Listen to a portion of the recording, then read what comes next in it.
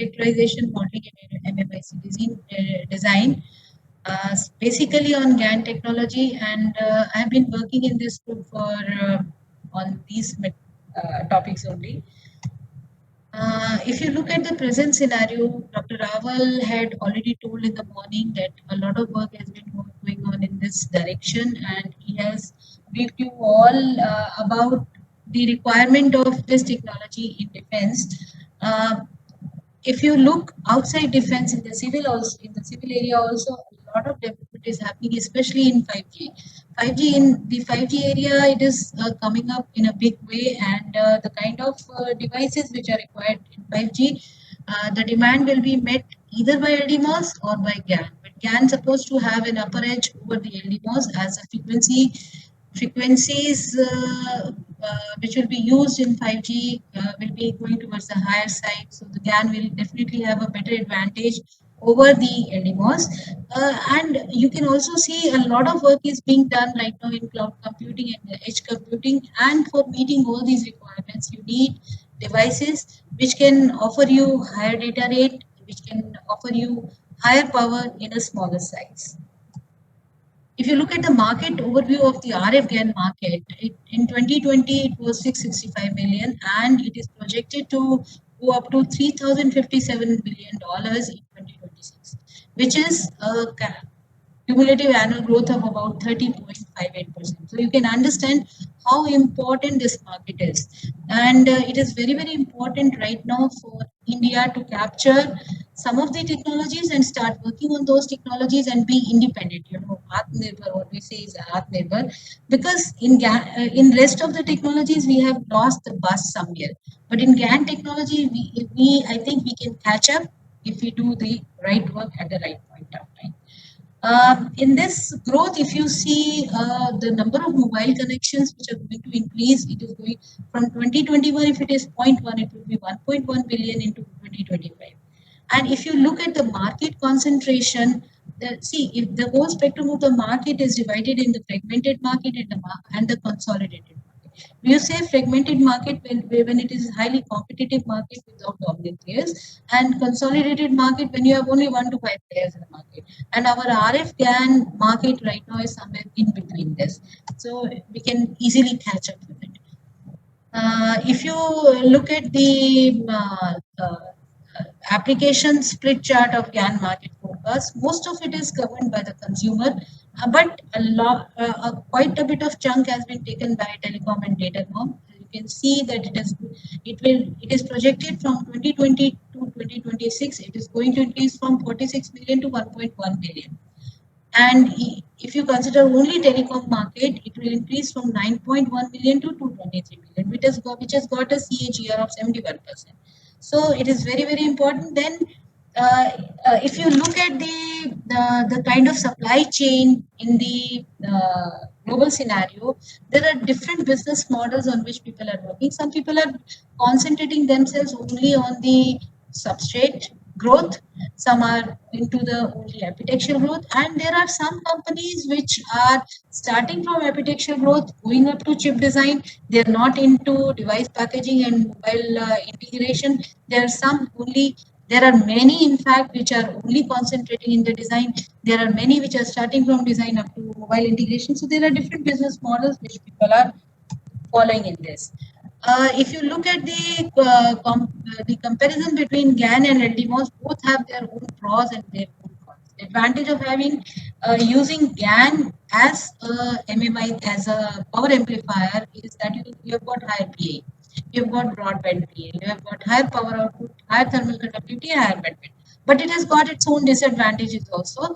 That silicon carbide, most of the circuits are being made on silicon carbide only, and the silicon carbide is not that easily available. It is available at higher cost. Then there are number of players which are making the devices is limited number, and definitely the maturity level is also good. But as I said, depending on the requirement and the frequency range in which you are working, people are choosing between LDMOS and GAN. In future, uh, we started with GaN on Sapphire. From there, we moved on to GaN on silicon carbide. GaN on silicon is coming up in a big way now. finding a lot of applications in 5G because it will turn out to be a cheaper solution and equally good solution. As far as the future of this technology is concerned, people are going for GAN on diamond technology because it will deliver the thermal conductivity is so good that it will deliver around 2 to 3 times more power from the same device. If you look at in the market, many companies are joining together. Like NXP is combining with the 26 Advanced and Sumitomo. Similarly, your MACOM is combining with ST Microelectronics. Then OMIC is combining with other people to offer 5G solutions. So if we look at the back, a few years back, we were making only devices.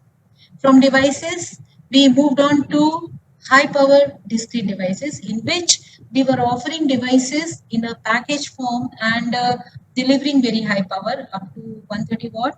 130 watt devices have been made at with we at SSPL only we have with the help of GATEC and a private partner, we have demonstrated 130 watt device working in the range of 3.1 to 3.5 meters. The device has been, packaged and all the it is meeting all the specifications which were given to us and has been already been delivered to the user. So from the discrete power hemmed, slowly and slowly we have moved towards the MMIC. And initially, people were making power amplifier, low amplifier, and switch circuits using this technology. But right now, we are making system on chip. We are, people are expecting that you should make a TR chip on the same. It means you combine your power amplifier, low amplifier, and the switch on the same MMIC. And from system on chip, people are moving on system in package. So you can understand how great steps the technology has taken from the single device to system in package. And in all this technology development, now let us come over to the characterization part. When we are doing the technology development, the devices which we have to measure, normally we do the on-wafer measurement. Why we do the on-wafer measurement is that this makes the feedback cycle very, very small. So if you can measure the device, otherwise if you are not measuring the devices on wafer, you have to dice the devices, put them on a carrier plate or put them in a package, make the wire bond or do the die attach, and then you can do the measurement. And after doing the measurement also, there will be so many parasitics which you have taken into account that you will not know the actual technology performance. That is why most of the measurements when you're doing the technology development is done on wafer. So the accurate on wafer measurement is very, very critical because see, in the first lecture which you listened today, you heard how the device is being made. Taking the device from from the device to a circuit is a very big process. So when you have got the device, you do the RF characterization. First of all, you give the feedback to the technology person that these are the. I will take up two case studies to explain you how the RF engineer, the RF test engineer, gives the feedback to the uh, person who is doing the material growth. We give the feedback to the person who is doing the fabrication. So uh, in, so when you're doing the on-wafer measurement, you are giving the feedback very quickly. Um, but when you're doing when you're doing the measurement, it is very, very essential because all these measurements will be used by the person who is designing the circuit and is expecting that whatever has been measured is actually the performance of the device. So it is very, very essential that whatever measurements you do, they should be exact. For doing that, calibration is very, very essential, especially when you're talking about the frequencies as high as carbon. It is very, very essential that you should use independent standards for doing the verification. You do the calibration validation. Talking about the testing strategy, gets formalized at the time of the design of the device or the design of the circuit itself. Because you have to decide what kind of pad configuration you want, what kind of port which you want, because you have to decide what is the frequency of the circuit. And Then ability to physically probe, you should know what should be the pad size, pad height, distance between the probes, and the number of contacts per side of the device. And the calibration has to be carried out, and the best calibration methods should be used. And what is very, very important is when you are actually measuring the device, especially when you're doing the measurement on wafer, you have got the device, but with the device, you have got the paraphernalia attached with the device, which is offering a lot of parasitics when you're doing the measurements. So when you are trying to give the model to the designer, you should not give the uh, parameters, the measurement parameters of the paraphernalia which is outside the device. So what you have to do is you are doing the measurement at one frame, but your device is at the other reference frame. So what you have to do is you have to figure out the methods by which you can re-embed the data of the device and then do the modeling of that parameters and give it to the designer. So you have to figure out the de-embedding techniques. This will depend on the kind of frequencies at which you are going to model your device. Normally, what we do is we use open, but if you're doing towards the high frequencies, then you should use short also, and you should use the through. So what we do is we put these open, short, and through on the wafer itself. We carry out the measurements, and we carry out the measurements of the dummy device, and then we convert these as parameters into y and z parameters, and the dummy devices can be then subtracted from the actual device, and by doing this you will get the actual parameters of your device. So these are the kind of re-embedding structures which we put on the device. You have open pads and metal dummy pads, you have short dummy pads, then you have your GSD device, and you measure these devices and then do mathematical calculations converting y and z parameters and subtracting those parameters, and then you finally find out the actual parameters of your device. Then these S parameters are actually the S parameters of your device, and this is the data which you hand over to your modeling team. So this is the kind of on wafer measurement setup which you have, and based on this you can carry out your DCIV, pulse IV, and power measurement. So initially when you get the wafer, what we do is we do the DCIV and we do the pulse IV. Why we carry out the pulse IV is, as Dr. Rawal told, that gallium nitride being a very difficult kind of material, it has got n number of uh,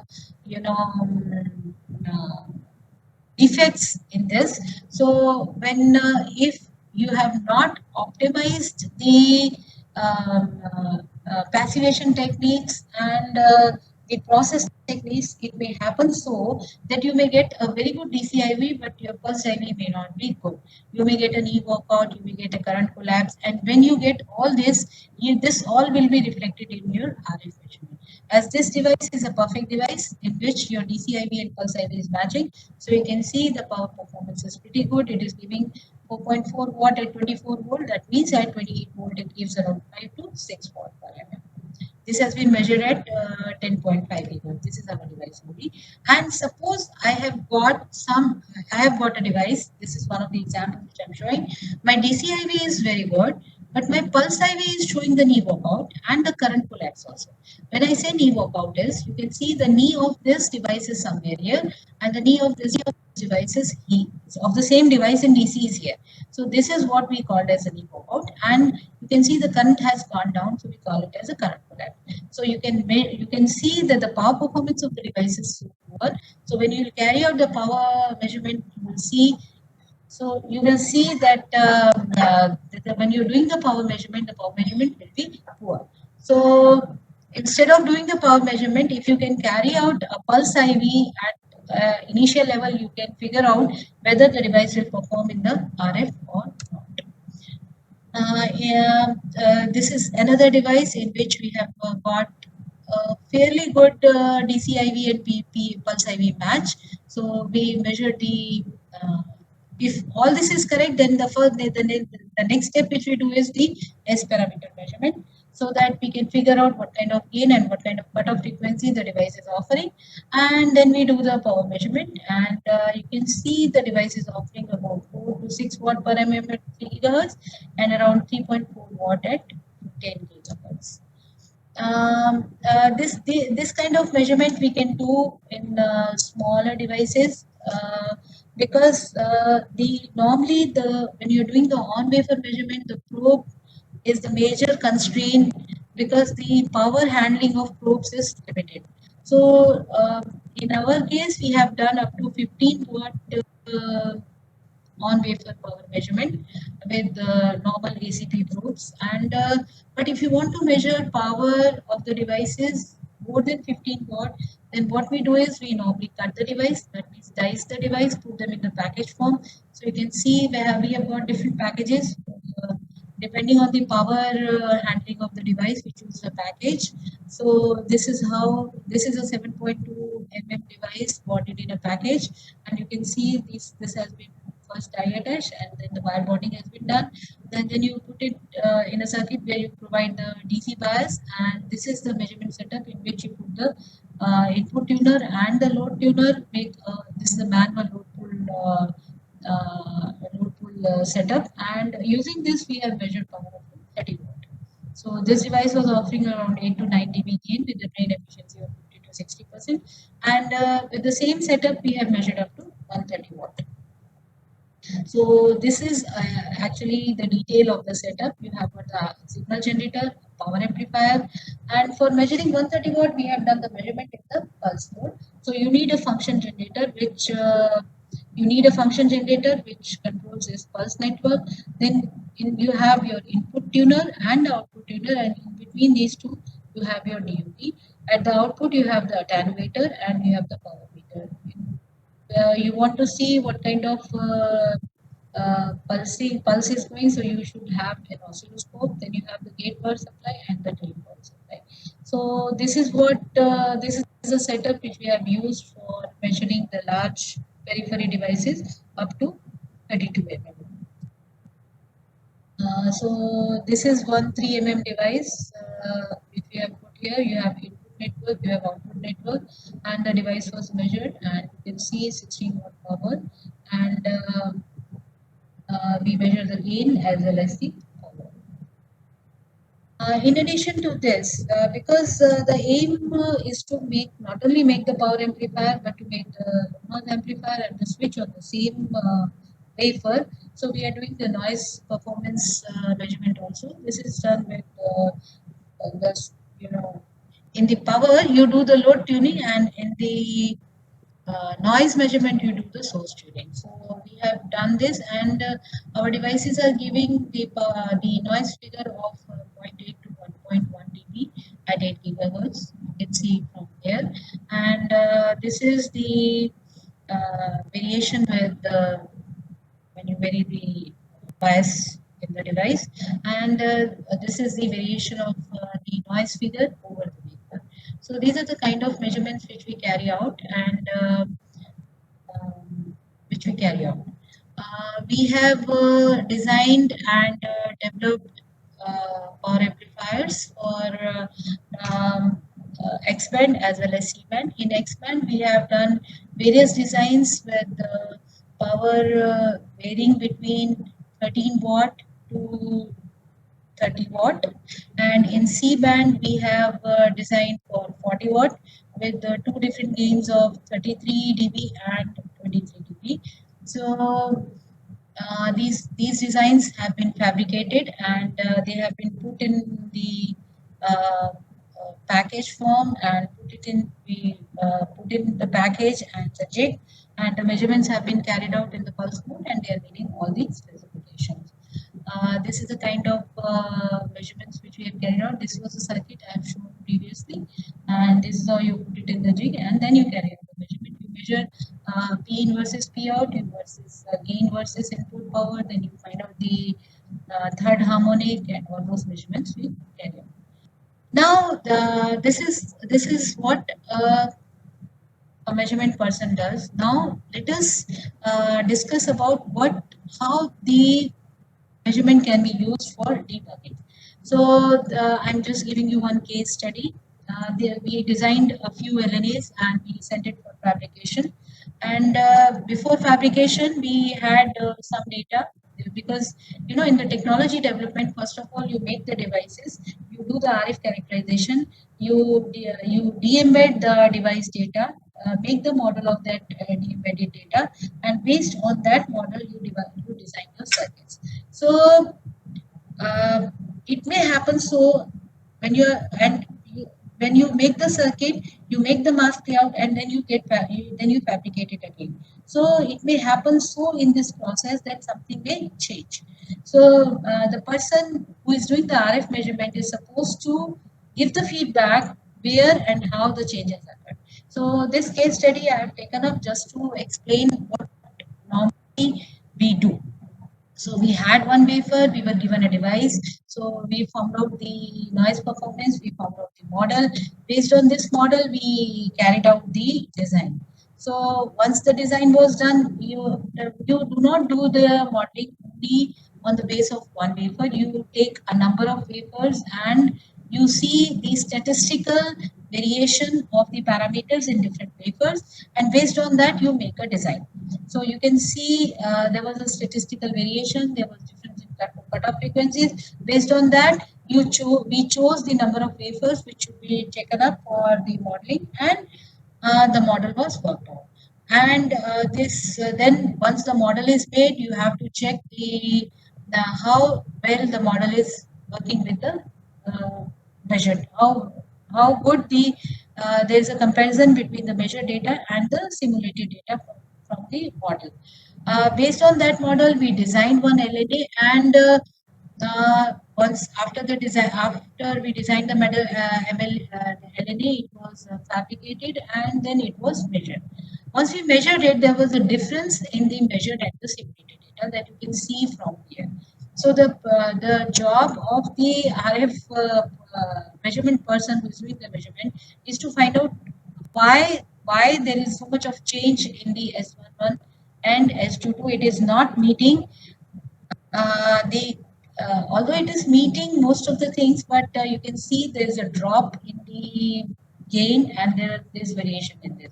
So to figure out this, what has happened in this process, uh, the LNAs were measured over the wafers and over different wafers also, and this is the simulated data which we had, and this is a variation of the measured data. So what we did was we took a lot of statistical data, and using the statistical data, there was a comparison of the noise performance which was carried out on different papers.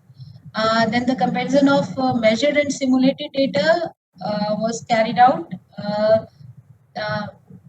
from the variation which we have got over the paper, and from this the F mean value was calculated and the variation was calculated.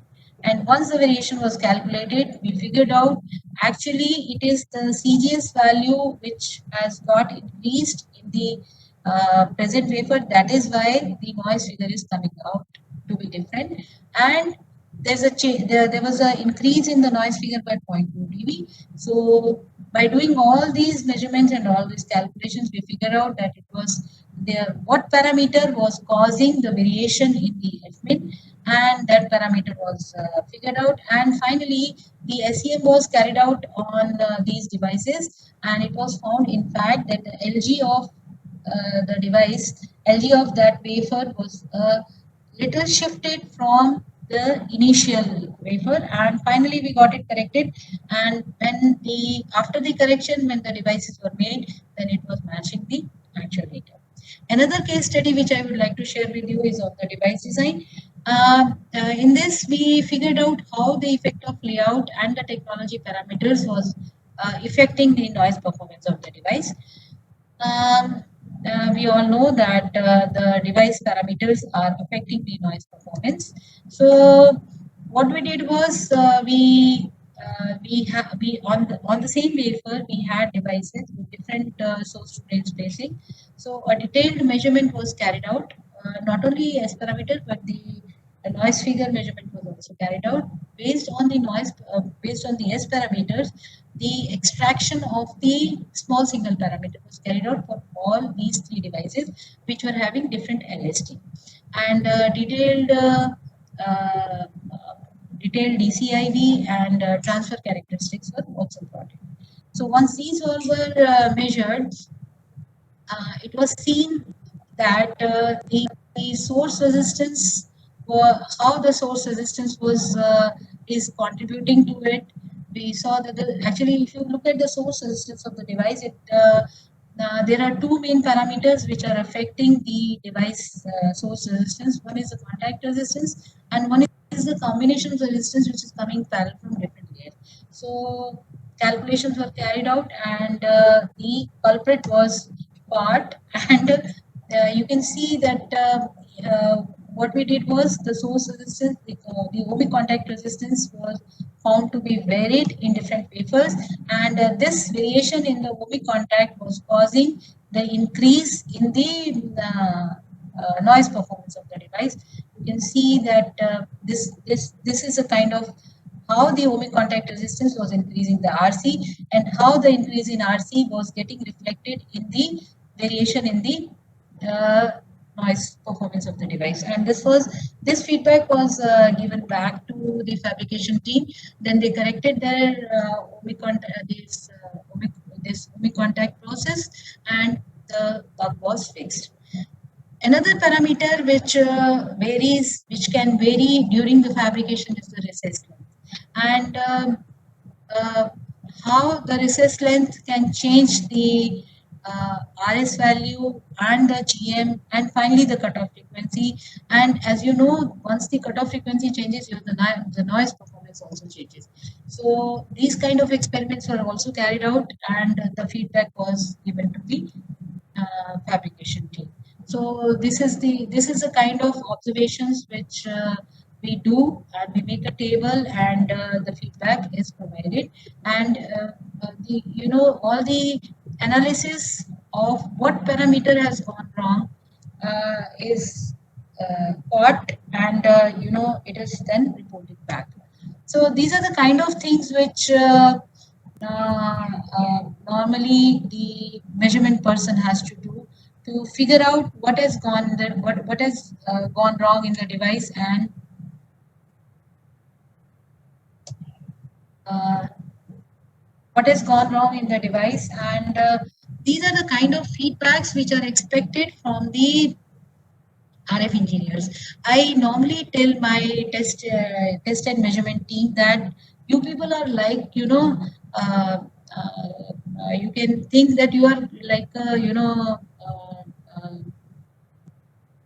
detective who has to figure out, who has to, because it is the S parameter, or it is the pulse IV parameters, or it is the noise parameters, or when you're doing the power measurements.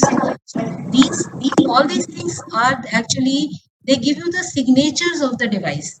So from the signature of the device, you have to figure out, and you have to figure out what has gone wrong. If it is not meeting the specifications for which the device has been made, it is our job, the test and measurement person's job, to figure out what has gone wrong. And looking at the signature of the measurement data, you can always figure out that what has changed and how do we fix it. And I think that is all what I wanted to say today. So if there are any questions, I will. So participants can ask their question through Q&A section. So please post. So ma'am, there are questions in Q&A. Can you see this Q&A section? Okay. Okay. So you're asking how noise figure of HEMT can be measured experimentally. Okay.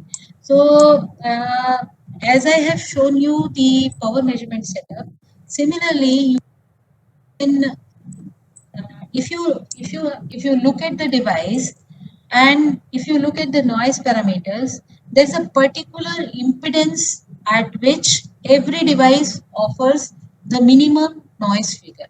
So what a test person has to do is, you have to measure that source impedance at which the device is offering the minimum noise resistance, minimum noise figure.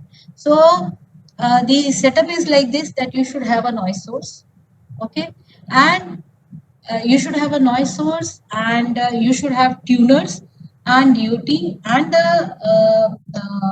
DC power supplies to give power to your DC to your DUT, and then you vary the value of the source impedance. Yeah, this normally is done in an automatic setup, because at for every source impedance uh, you have to measure the for measuring the source impedance you should have a switching network which is connected with your VNA, so that for every source impedance, when you're changing the source impedance, you not only measure the source impedance, but you also measure the noise figure. So such instruments are very much available. Which instrument can be used to perform the S parameter of the hand? You have VNA. I think VNA is there in tech also, sir, if I'm not wrong. You have got Yes, ma'am. We are having up you to 20 also gigahertz. in your lab, you have got a vector network analyzer.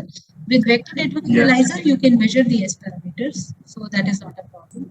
Can we use the spectrum network analyzer for wafer level? Yes, you can. You can use the spectrum network analyzer for wafer level measurement. Um, Normally, when we do it, instead of see, when you're whether you're doing it on wafer or you're doing it in coaxial form, is not governed by the instrument. The way I'm connecting my VNA for on wafer measurement, I can connect my spectrum analyzer for the on wafer measurement also.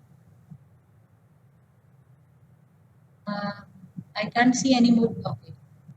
So is that all? Ma'am, could you specify the points to be noted in simulation parameters so that we can validate? Okay.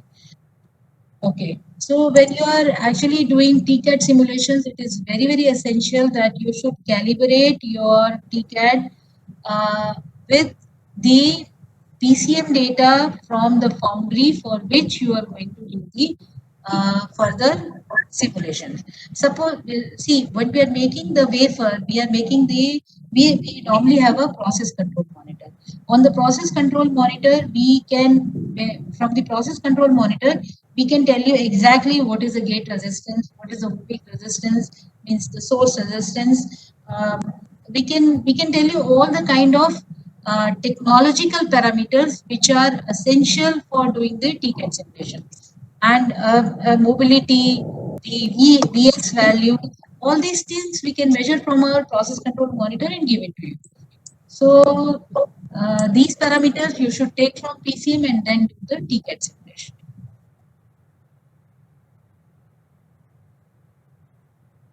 Okay, so With the measure data, see, no, you take transfer characteristics and output characteristics. That is all right, but you should also ask for PCM data from your foundry. Suppose you are using if SSPL as a foundry, then we have got our PCM data. You should ask for that PCM data. PCM data will include the gate resistance measurements, then ohmic contact resistance measurements, then mobility measurements, then you have the CV data. The first thing which I will advise you is that normally we have FAT on PCM. So you should simulate your FAT on TCAD. Once you have, confirmed that your CV simulated and CV measured is matching, that means your loop will be matching most of the times. That is, the mobility factor will be matching. So such kind of data you should ask for. Measurement arrangement shown in the can be done by virtual instrument. I don't think so. I don't think so. You can do this with virtual instruments. But I think most of the instruments are available at PEC now. So you should do those measurements there. How do we fully? I didn't get this question. How do we perform fully diff on what is diff? Arunji, I did not get this question by Vipul. okay. How do perform fully diff? What does he mean by diff on wafer measurement? I also don't know. I cannot see that question actually. They have sent to you. If Vipul is listening, he can send it again because Yes. I'm not able to understand the question. Differential. You can. Okay. Okay. Okay. You can say you can do fully differential measurement also on vapor, but like at SSPL, we don't have that kind of setup because you have to have GS. Normally, when you have GST probes, if you are using GS probes, then you can do. With GST probes, you cannot do because normally we put only one probe on input side and one probe on output side when you're doing our vapor measurement. For doing fully differential, you need two. I think I'm not aware. And even if it can be done, it can be only done in GS form. It cannot be done in GSG form. But if you're doing it at lower frequencies, you can always do it because for when you're doing measure on wafer measurement at lower frequencies, you don't need GSG format. At what frequency you want to do it, Vipul? Can you write what frequency you are looking for? If you're going for lower frequency, you can always do with GS probes. And if you're using GS probes, you can do fully differential measurements also. 1 gigahertz to 3 gigahertz, I think you can do. But above 3 gigahertz, I don't think it is possible. Because in that, you have to go for GSG. And what is the substrate you are going to go for this differential measurement? RF CMOS. I think you can do it. You can do it. You can do it. Do enhancement mode HEMT is used in application widely. See, right now in gallium nitride, we do not have enhancement mode HEMT right now, but our team is working on it, and people, I think, around the world are also working on it. It is still in research level. As far as PHEMT and PHEMT is concerned, uh, globally people have enhancement mode technology, but at present in India we do not have the enhancement mode technology. We have only depletion mode. Depletion mode HEMT, they are very widely made in GATEC, and many products are available based on the depletion mode HEMT. But enhancement mode HEMT, we are still working on it. Any other question? I guess no, ma'am. And I'm sorry, Arunji, I'm really very, very sorry that the meeting was actually planned yesterday evening. Okay. So that is why I have to rush through everything, and I'm really sorry for that. No, that's fine. Despite meeting, you managed to have this session. So thank you very much, ma'am, for sparing your time and for this important part of device characterization, RF characterization particularly. So thank you, ma'am, for your time, Thank you so and much. thank you very Thank much. you. Thank you. So participants, we will be meeting